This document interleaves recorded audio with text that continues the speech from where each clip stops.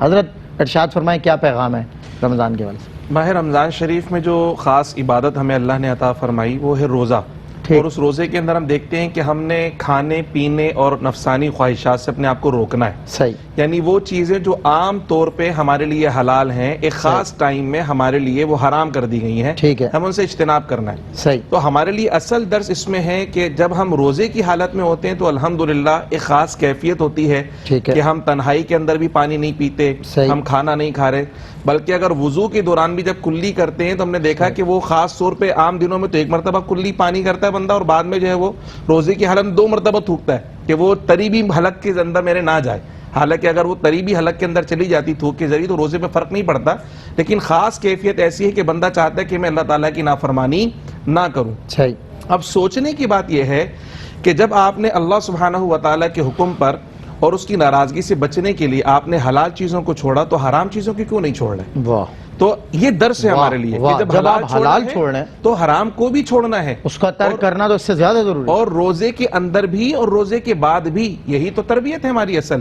لیکن ہم دیکھتے ہیں افسوس کے ساتھ کہ روزہ رکھ کر ٹائم پاس کرنے والا جو عنصر ہمارے اندر آ گیا ہے وہ انتہائی خطرناک ہے. بالکل. اور پہلے یہ ہوتا تھا کہ لوگ کے روزہ ہو جاتا ہے جی اگر اس کی روزے کی روحانیت اور نورانیت وہ ختم ہو گئی، یعنی جو تقوی آپ کے اندر پیدا کرنا تھا وہ تو ختم ہو گیا.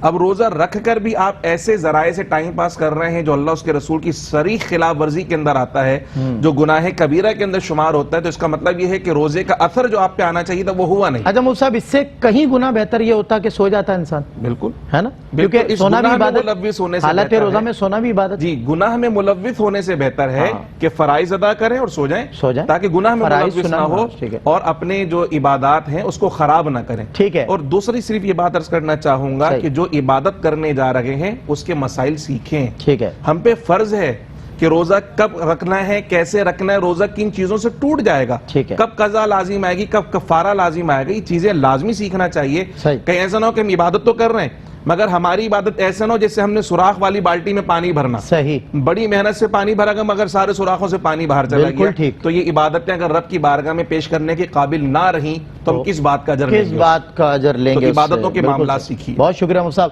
اور آپ کا بھی مفتی صاحب بہت شکریہ. آپ دونوں مفتی صاحبان اتنی رعایت اور اجازت مرحمت فرمائیں کہ وہ نماز فجر کی ادائی اور تلاوت قرآن اور وظائف کر لینے کے بعد کم از کم ہم جیسے لوگ جن کا جو ہے نیچر آف ورک ایسا ہے کہ وہ سو جایا کریں تاکہ ظہر کے وقت اٹھ جائیں اور پھر اس کے بعد آفس آ جائیں. تو ہمارا سونا میرا خیال ہے حالت روزہ میں دیکھیں جس طرح کا سونا آپ بیان کر رہے ہیں، اگر اس طرح کا سونا ہے تو یہ تو جائز ہے. ٹھیک ہے. لیکن بعض لوگوں کو یہ دیکھا گیا ہے کہ رمضان کا روزہ رکھتے ہیں، رمضان کا روزہ تو رکھیں، روزے تو پکے رکھتے ہیں وہ، لیکن نماز ایک نہیں پڑھتے. روزہ رکھ رہے ہیں کہ نماز نہیں پڑھ رہے. تو بھائی یہ جو آپ روزہ رکھ رہے ہیں اور نماز نہیں پڑھ، ہم یہ تو نہیں کہتے کہ روزہ نہ رکھیں، روزہ تو رکھیں، آپ پہ فرض ہے، لیکن نماز بھی آپ پہ فرض ہے. وہ روزہ رکھ کے بھی اگر آپ نے نماز نہیں پڑھنی تو کب نماز پڑھیں گے؟ بالکل. روزہ رکھ کر نماز ضرور پڑھیں. بہت شکریہ. کر کے سوئے تو افطار کے وقت کھجور کھانے اٹھ رہے ہیں، وہ دیکھیں پورا دن آپ نے سوتے میں ایسے گزار دیا، روزے کی ساری برکات سے محروم ہیں. رات کا اکثر جو حصہ ہے وہ قیام میں گزرے.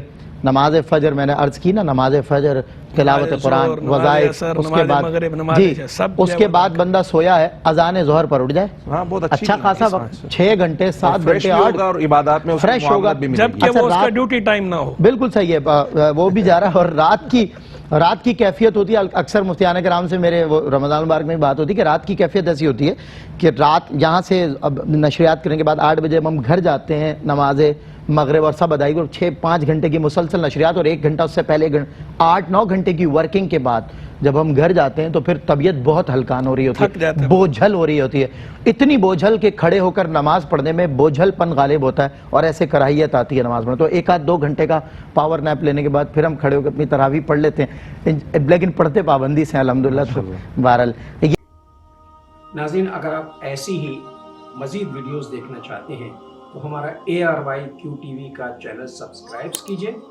اور بیل آئیکن کا بٹن دبانا نہ بھولیے تاکہ آپ سے کوئی پسندیدہ پروگرام مس نہ ہو جائے.